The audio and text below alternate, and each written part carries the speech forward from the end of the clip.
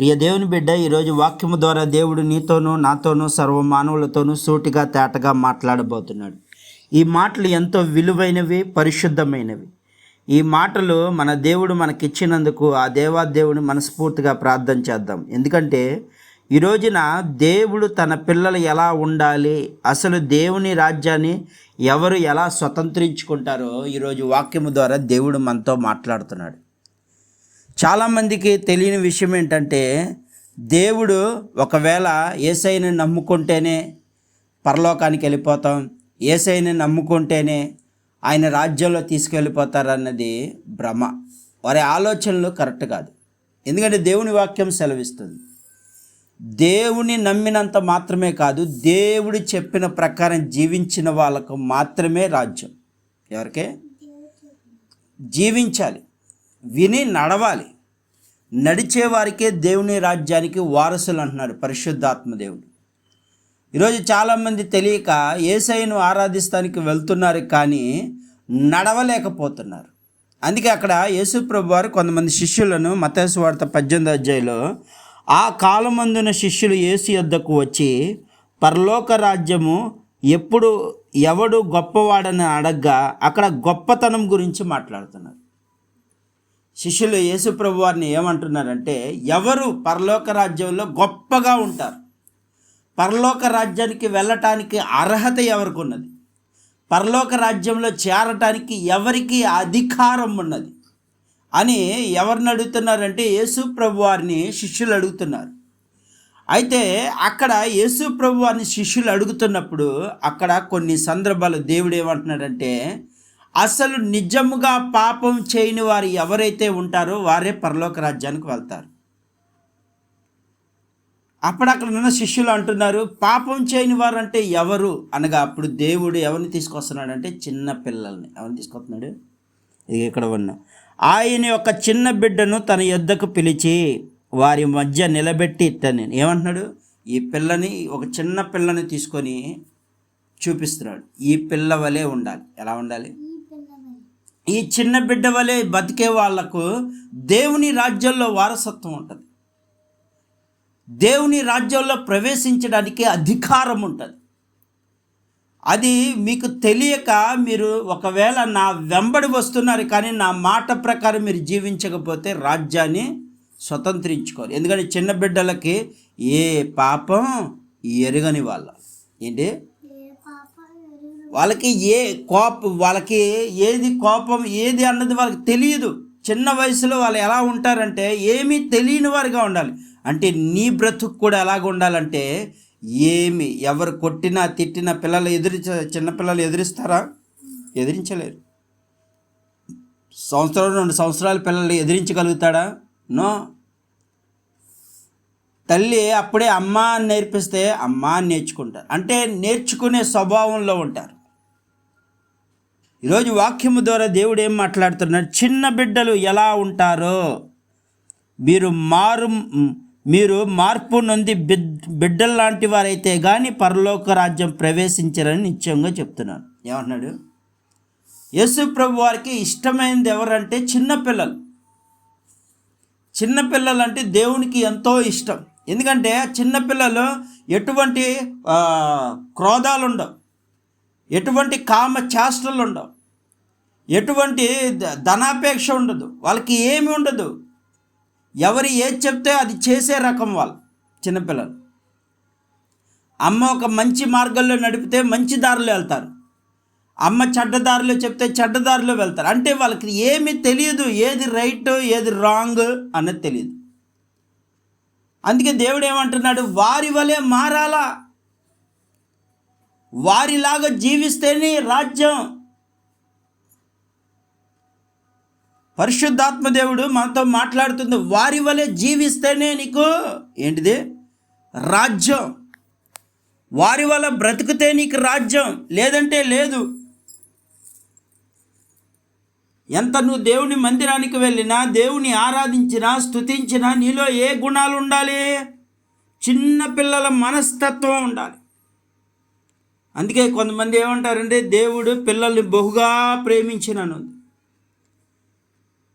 అసలు నిజమైన పరలోక రాజ్యాన్ని గొప్పగా ఉండేవాళ్ళు ఎవరంటే వీళ్ళే. ఎవరో చిన్న బిడ్డలు. ఈరోజు ఎక్కడ చూసినా కోపాలు ఎక్కువైపోతున్నాయి, అహంకార భావం ఎక్కువైపోతుంది. చిన్నపిల్లలకి అహంకారం ఉంటుందా? చిన్న చిన్న కోపాలు ఉండొచ్చు కానీ అహంకారం ఉంటుందా వాళ్ళకి? ఎదురు సమాధానాలు చెప్పే మనస్తత్వం. ఎందుకంటే అప్పుడు మాటలు వాళ్ళకి ఎంతో అప్పుడప్పుడే నేర్చుకుంటారు. అంటే ఎలాగ అలాంటి స్వభావం కలిగిన వారి దేవుడి రాజ్యానికి వారసులు అంటారు. ఎవరో వారికే దేవుడు ఇచ్చే స్వర్గం. ఈరోజు పరిశుద్ధాత్మ దేవుడు నీతోనూ నాతోనూ ప్రతి ఒక్కరితో మాట్లాడుతుంది ఒక్కటే, వారి వలె తగ్గించి జీవించాలి. చిన్న బిడ్డల యొక్క మనస్తత్వం ఎలాగుంటుంది? తగ్గింపు కలిగి ఉంటుంది, తగ్గింపు జీవితం కలిగి ఉంటుంది. అందుకే ఇక్కడ యేసుప్రభు వారు ఆ మాట కూడా చెప్తారు, మరియు ఇలాంటి ఒక చిన్న బిడ్డ నా పేరట చేర్చుకున్నవాడు నన్ను చేర్చుకొనును. ఇలాంటి పిల్ల ఎలాంటిది? మంచి మనసు కలిగిన పిల్లలే దేవునికి ఇష్టమైన పిల్లలు. దేవుడు చెప్పినట్టుగా అబద్ధం ఆడకుండా, దొంగతనాలు చేయకుండా, ఏదైతే దేవుడు వద్దు అన్నాడో ఆ పని చేయకుండా ఉన్నవారే దేవుడికి ఇష్టం. వాళ్ళనే పరలోక రాజ్యానికి తీసుకెళ్తాడు. ఒక పక్క అమ్మ చెప్తా ఉంటుంది, నాన్న చేయొద్దు అన్న, నువ్వు చేస్తున్నావంటే నువ్వు ఎవరికి దూరంగా ఉంటున్నావు? నీకు రాజ్యం లేదు, పరలోకంలోకి వెళ్ళలేవు. అమ్మ నోటి నుంచి దేవుడు ఒకసారి మాట్లాడచ్చు, నాన్న నోటి నుంచి దేవుడు మాట్లాడచ్చు, స్నేహితుడు నోటి నుంచి మాట్లాడచ్చు, బంధువుల నోటి నుంచి మాట్లాడవచ్చు. ఇదిగో ఆ తాగుడు మానే అని ఎంత చెప్పినా సరే నువ్వు వింటలేదంటే నువ్వు ఎక్కడికి వెళ్ళిపోతున్నావు అంటే నరకానికి వెళ్ళిపోతున్నావు. అది నీకు తెలియదు. ఎందుకంటే సాతాను మీ కళ్ళను మూసివేసను.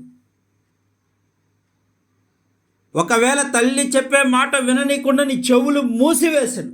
అందుకనే దేవుడికి నువ్వు దగ్గర అవ్వలేకపోతున్నావు, మంచి మార్గంలోకి వెళ్ళలేకపోతున్నావు, మంచి చేష్టల్లోకి వెళ్ళలేకపోతున్నావు, మంచి పనులు చేయలేకపోతున్నావు. అందుకనే నువ్వు ఎవరికి దూరం అయిపోతున్నావు అంటే దేవుడు. అందుకే నీకు ఏమి లేదు, పరలోక రాజ్యం లేదు, నరకమే. అందుకే దేవుడు చెప్తున్నాడు, నా మాట ప్రకారం నువ్వు నడిచిన ఎడలా నిన్ను ఉన్నతమైన శిఖరానికి తీసుకెళ్తాడు. ఈ రోజున ప్రపంచమంతా వేదన, బాధ, కష్టము, అప్పులు, సమస్యలు ఇవన్నీ ఎవరు తెచ్చుకున్నారు? దేవుని మాట వినకుండా, వీళ్ళ ఇష్ట ప్రకారం, దేవుని ఇష్ట ప్రకారం జీవించకుండా వీళ్ళ ఇష్ట ప్రకారం, నాది, నా ఇష్టం, నాకు సంబంధించింది, నాది నాది అనుకుంటూ ఏమైపోతున్నాడంటే నాశనం అయిపోతున్నాడు, పతనం అయిపోతున్నాడు మానవుడు. ఎప్పుడైనా ప్రార్థన చేసేటప్పుడు నాకు అది కావాలి ఇది కావాలంటుంది, కానీ అయ్యా నీలాగా నేను జీవించాలని ఏ రోజైనా ప్రార్థన చేస్తారా? చేయరు. ఆ మనసు రాదు. ఎందుకంటే మీలో ఏముందంటే సైతాను ఉన్నాడు. సైతాను చేష్టలు ఉండిపోయినాయి. దేవుడితో ఒక గంట గడపలేని మనస్తత్వం అయిపోయింది. ఎప్పుడు చూసినా నాకు అది కావాలి, నాకు ఇది కావాలి అంటానే ఉంటావు. అయ్యా నాకు పరిశుద్ధత కావాలి, నేను నీలా జీవించే మనసు కావాలని ఏ రోజున ప్రార్థన చేస్తారా? చేయరు. ఎందుకంటే అలా చేస్తే అది సైతానికి నచ్చదు కాబట్టి. అలా చేసినప్పుడు నీ నోరు మూసేస్తాడు. అయినా నువ్వు ప్రార్థన నీ మనస్సులో అయినా నాకు అది దయచేయాలన్నాడు. నువ్వు అలా ప్రార్థన చేస్తున్నప్పుడు నిన్ను నొక్కేస్తూ ఉంటాడు, నీ మనస్సును లాగేస్తూ ఉంటాడు. అప్పుడు నువ్వేం చేయాలంటే వాడిని ఎదిరించాలా. నేను నీ స్వరూపంలో చేయబడలేదు, నా దేవుడి స్వరూపంలో చేయబడి, నా తల్లి గర్భానేసింది నువ్వు కాదు. వాడిని ఎదిరించాలి, ప్రార్థనలో ఎదిగించాలి వాడిని. నా దేవుడే నాకు అన్నీ, నాకు ఊపిరిచ్చింది దేవుడు, అన్ని ఇచ్చింది నాకు దేవుడు. నా దేవుడి మాట వినాలి కానీ నీ మాట నేను వింటవేంటి? తల్లిదండ్రులు చెప్తా ఉంటారు, అయ్యా అతను అల్లరి చేస్తున్నాడు, అతనితో స్నేహం చేయొద్దు అంటాడు. అది వాళ్ళ నోటి నుంచి వచ్చిన మాట. దేవుడు చెప్తున్నాడు, వద్దు, ఆ స్నేహం వద్దు, నీకు ఆ చేష్టలు వద్దు, వద్దు అన్న పని చేసుకొని ఈ రోజున పతనం అయిపోతున్నాడు. ఎన్నో బాధలు పడుతున్నాడు. అప్పుల సమస్యలు. ఎందుకు నీకు అప్పులు? ఎందుకు అప్పులు నీకు? ఎందుకంటే ఆడెవడో ఏదో ఫంక్షన్ చేసుకున్నాడని నువ్వేం చేస్తావంటే నీకు లేకపోయినా అప్పు తెచ్చుకొని చేయాలని, అంటే డంబం, గొప్పలు చెప్పుకోవడం. అందుకే దేవుడు ఏమంటున్నాడు, నిజమైన గొప్పవాడు ఎవడో తెలుసా? తాను తగ్గించుకున్నవాడే నిజమైన దేవుని గొప్పతనం కలిగినవాడు. ఒక 100 రూపాయలు వచ్చినా 100 రూపాయలతోనే సంతృప్తి పడాలి, అంతేగాని లేనివి తెచ్చుకొని అప్పులు తెచ్చుకొని మనశ్శాంతిగా ఉండగలుగుతున్నావా? ప్రశాంతంగా పడుకోగలుగుతున్నావా? వాళ్ళు ఎప్పుడు వస్తారని భయంగా బ్రతుకుతున్నావు. అమ్మో అప్పులలో వస్తారేమో, అటు పారిపోతావు ఇటు పారిపోతావు, వాళ్ళు ఇటు వస్తే అటు పారిపోతావు. ఎందుకంటే నీ దగ్గర ధనం లేదు, ఇవ్వలేకపోతున్నావు. ఈరోజు దేవుడు చెప్తున్నాడు, ఎందుకు నీకు ఉన్న దాంతోనే నీకు ఎంత వస్తే అంతే తిను. ఎవరు నిన్ను అడుగుతారా ఎందుకు అంతే తింటున్నావు అని? అడగరు. ఈ రోజున ప్రతి ఒక్కరు అప్పుల పాలు వాళ్ళేదో చేసుకున్నారని ఏంటి అదే అంటారు, అది చిరుతపులు చూసుకొని నక్కలు వాతలు పెట్టుకుంటుందంట. చిరుతపులు చూసుకొని పులిని చూసుకొని అంట పుల్లాగా నేను ఉండాలని నక్కలు కూడా వాత పెట్టుకుందంట. కానీ ఆ నొప్పి భరించేది ఇది నక్కే. మచ్చలు పెట్టుకుందంటే మంట యొక్క అగ్నితో పెట్టుకుంది, అందుకని ఆ మంటతో బాధపడుతుంది. ఈరోజు పరిశుద్ధాత్మ దేవుడు చెప్తున్నాడు, తగ్గించుకో. ఎవరు ఎన్నన్నా తగ్గించుకో, నీ టీచర్ ఏమన్నా తగ్గించుకో, ఎవరు ఎన్ననుకున్నా తగ్గించుకొని నీ తల ఉంచుకొని నీ పని నువ్వు చేసుకుంటూ వెళ్ళిపో. అంతేగాని వాళ్ళ మీద తిరగబడాలని దేవుడు చెప్పాడా ఎక్కడైనా? ఇక్కడ చిన్న బిడ్డ ఎక్కడైనా తిరగబడుతుందా? అదే అంటున్నాడు ఇక్కడ. ఏమన్నాడు ఆ మాటలు ఏందో? మరి ఇలాంటి యొక్క చిన్న బిడ్డ నా పేరట తెచ్చుకున్నవాడు నన్ను చేర్చుకును. ఎందుకంటే చిన్న పిల్లల్లో పరిశుద్ధత ఉంటుంది. వారికి అబద్ధం అంటే తెలీదు, దొంగతనం అంటే తెలీదు, వ్యభిచారం అంటే ఏంటో తెలీదు, వాళ్ళకి ఏమీ తెలీదు. దేవుడు కూడా నువ్వు అలా అయిపోవాలా అంటున్నాడు, నువ్వు అలాగే బ్రతకాలి. అందుకే చెప్తున్నాడు, చిన్న పిల్లలంటే దేవునికి బహు ఇష్టం అంట. అదవుతుందా? ఈరోజు వాక్యం వింటున్నా నువ్వు ఎంతకాలం తగ్గించుకొని జీవించలేకపోతున్నావు? ఈ రోజున తల్లిని ఎదిరిస్తున్నారు, తండ్రిని ఎదిరిస్తున్నారు. అసలు తల్లిదండ్రులు భూమి మీదకి నేను రప్పించకపోతే నువ్వు ఎలా ఎదిరించగలుగుతావు? వాళ్ళన్నది లేకపోతే నీకు స్నేహితులు ఎక్కడ, నీ భార్య ఎక్కడ, నీ పిల్లలు ఎక్కడ? అమ్మే నిన్ను భూమి మీదకి రానీకపోతే నువ్వు అసలు భూమి మీద పుట్టేవాడు అసలు రాగలుగుతావా? అలాంటి అమ్మని ఏడిపిస్తున్నావే, నాన్నని ఏడిపిస్తున్నావే.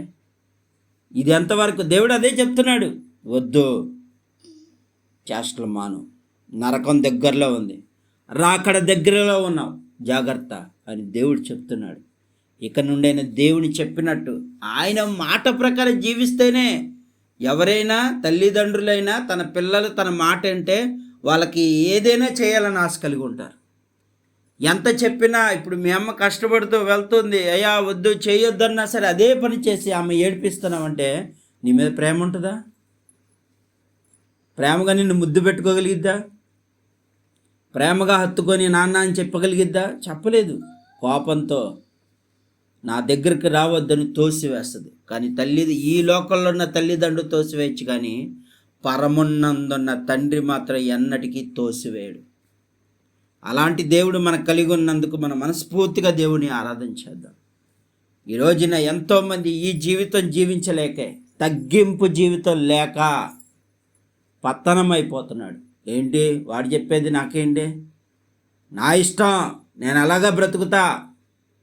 నో, దేవుడు నీకు ఇచ్చిన అద్దె శరీరం అది. ఆయన ఒక్క మాట చెప్తే నీ ప్రాణం ఎప్పుడు పోతుందో తెలియదు. ఆయన నిన్ను ప్రేమించి ఆయన నీకు మంచి భాగ్యాన్ని ఇచ్చాడు, భూమి మీద ఉండడానికి అవకాశం ఇచ్చాడు. ఆ అవకాశాన్ని నిర్లక్ష్యం చేసుకోకు. ఇక్కడ నుండైనా దేవుని కోసం బ్రతకడానికి ప్రయత్నించే, మంచి కొరకు పరిగెత్తు, చెడ్డ వాటిని విడిచిపెట్టు, దేవునికి ఇష్టం లేని పనులు మానేయి. అప్పుడు దేవుని ఆశీర్వాదం ఆయన నిలువెల్ల ఆయన దూతలతో నీ చుట్టూ కావలి కాస్తాడు. తల్లిదండ్రులు పిల్లల మాట విన్నప్పుడు పిల్లల మీద దెబ్బ తగిలితే ఊరుకుంటారా? చెప్పు, ఏం చేస్తారు? ఎవరు మా పిల్లని కొట్టారని వెళ్ళిపోతారు. కానీ అంతకన్నా ప్రాణం ఇచ్చిన దేవుడు నీ కోసం, నీ పాపాల కోసం, నువ్వు చేసిన తప్పులన్నిటినీ కల్వరి సిలువలో మోసిన దేవుడు ఎవరైనా ఉన్నారంటే ఆయనే ప్రభు అయిన యేసుక్రీస్తు మాత్రమే. అందుకే దేవుడు చెప్తున్నాడు, దేవుని మాటకు నువ్వు లోబడకపోతే నీకు నరకమే. దేవుని మాటకు నువ్వు లోబడకుండా జీవిస్తే నీ జీవితము పతనమే. నువ్వు ఎంత డబ్బు సంపాదించు, దేవుని మాట వినకపోతే అది నీకు వ్యర్థం. ఎందుకు వ్యర్థం అంటే, దేవుని మాట నువ్వు వినక తాగుడు వ్యసనాలకు లోబడి నీ శరీరాన్ని పాడు చేసుకొని ఇప్పుడు దేనికి వెళ్తావు? నువ్వు రోగాల పాలైపోతావు, హాస్పిటల్ పాలైపోతావు. అనుక్షణం హాస్పిటల్ చుట్టూ తిరిగి తిరిగి తిరిగి నీ డబ్బు వృధా అయిపోద్ది. నువ్వు ఒక్క జబ్బు వచ్చిందంటే చాలు, నీ ఆరోగ్యం పాడైపోయిందంటే చాలు, నువ్వు మొత్తం కోల్పోతావు. అది ముఖ్యమా? నిత్యము నీకు ఆరోగ్యం ఇచ్చే దేవుడు ముఖ్యమా? మంచి ఆహారం తిని దేవుడు చెప్తున్నాడు, తిను, చెడ్డ వాటిని విడిచిపెట్టు అన్నాడు. విడిచిపెట్టి వాటి జోలికి వెళ్ళొద్దు అంటున్నాడు. మరి ఈ రోజు నుంచి నువ్వు వాటి జోలికి వెళ్ళి నీ జీవితాన్ని పాడు చేసుకుంటావా? ఈరోజు దేవుడు మాట్లాడుతున్నాడు నీతో, నాతో. ఎప్పటికీ ఇది ఇలా ఉంటుందని అనుకుంటున్నారు. ఏ క్షణమో ఏం జరుగుద్దో మీకు తెలియదు. అందుకే ఇక్కడ శిష్యులకి యేసుప్రభు వారు చెప్తున్నారు, చిన్న బిడ్డల వలె. వాళ్ళు ఏమంటున్నాడు? కాగా ఈ బిడ్డల వల్లే తను తాను తగ్గించుకున్నవాడు ఎవడో పరలోక రాజ్యములో గొప్పవాడు అంటాడు. అంట ఎవరు గొప్పవాడు? పరలోక రాజ్యానికి ఎవరు వెళ్తారు? తగ్గించుకొని జీవించేవాడు మాత్రమే వెళ్తాడు. అదిగో వాళ్ళు కొట్టారు, వీళ్ళు కొట్టారు, వీళ్ళు తిట్టారని వాళ్ళ మీద ఎదురు వెళ్ళే వాళ్ళు రాజ్యానికి వెళ్ళలేరు. ఎవరైతే మౌనంగా యేసు ప్రభు వారు కాండ్రించి ఉమ్మూశారు, రాళ్ళతో కొట్టారు, అయినా ఎక్కడైనా తిరగబడినట్టుందా? పిడిగుద్దులతో గుద్దారు, అయినా ఎవరినైనా ఏమైనా అన్నాడా? మౌనంగానే ఉన్నాడు. అలాగే నువ్వు కూడా ఆయన తండ్రి పోలికలో వచ్చిన నువ్వు కూడా ఎలా ఉండాలి? ఎవరు ఎన్ని తిట్టినా నువ్వు మౌనంగా నీ పని చేసుకుంటూ పోవాలి. నీ దారి నువ్వు వెళ్ళిపోవాలి. వాళ్ళన్నారని వీళ్ళన్నారని నువ్వు కోపగించుకుంటే నీకేం పోతుంది? ఏం పోతుంది? పరలోక రాజ్యము పోతుంది, స్వర్గం పోతుంది. వాళ్ళతో నువ్వు గొడవపడి ఇద్దరు ఒకే రకంగా తయారైతే మీ ఇద్దరికి ఏం వస్తుంది? నరకం వస్తుంది. దేవుడు అదే చెప్తున్నాడు, పోట్లాడు వారితో పోట్లాడుట కంటే మౌని ఎల్లుట మేలు. సామెతల గ్రంథంలో ఉంటుంది. ఎవరైనా కొట్టుకుంటున్నారంటే వాళ్ళ మధ్యన వెళ్ళి విడదీయటానికంటే నీ పని చేసుకుంటూ వెళ్ళిపోవటమే. ఒకవేళ వాడు తిరగబడి నిన్ను కొడతాడేమో, అందుకని నువ్వేం చేయాలి? వాళ్ళు ఒకవేళ కొట్టుకుంటున్నారంటే నువ్వు వెళ్ళి వాళ్ళ కొరకు ప్రార్థన చేయాలి. అయ్యా వాళ్ళ కొట్టుడు మానే అని ప్రార్థన చేయాలి తప్ప వాళ్ళ మధ్యలోకి వెళ్ళావా సాతాను నిన్ను కూడా లాగేస్తాడు గొడవల్లోకి. నువ్వు కూడా హాస్పిటల్, నువ్వు కూడా పోలీస్ స్టేషన్ చుట్టూ తిరగాల్సి వస్తుంది. అయ్యో నేను అనవసరంగా వెళ్ళానే, వాళ్ళని విడిపించడానికి వెళ్ళాను, నాకు మళ్ళీ నువ్వు కూడా ఎవరి జైల్లోకి వెళ్తావు. ఇప్పుడు ఆల్రెడీ కొట్టుకున్న తర్వాత నువ్వు కూడా తిరగబడతావు, అయిపోయింది. ఆయన ఏదో అంటాడు, తిడతాడు, దానివల్ల నీకు కోపం వచ్చేస్తుంది. అలా బ్రతకడానికి కాదు దేవుడు ఈ లోకాన్ని వచ్చింది. నువ్వు ఆనందంగా సంతోషంగా దేవుని ఆరాధించడానికి, దేవుని బలాన్ని పొందుకోవడానికి, దేవుని శక్తిని పొందుకోవడానికి దేవుడు నిన్ను ఈ భూమి మీదకు పంపించింది ఊరికనే కాదు, నువ్వు ఒక వెలుగుగా ఉండడానికి. అందుకే దేవుడు చెప్తున్నాడు, మీరు చీకటి సంబంధులు కాదు వెలుగు సంబంధులే జీవించడం అంటున్నాడు. మరి ఇప్పటికైనా దేవుడు చెప్పినట్టు వింటావా? నీకు ఏముంటుంది? పరలోకం ఉంటుంది. దేవుని చెప్పినట్టు నువ్వు ఉండకపోతే నీకు నరకం. ఏది కావాలో నువ్వే, అది నీ చేతుల్లోనే ఉన్నది. కొద్ది మాటలు దేవుడు దీవించును గాక. ఆమేన్.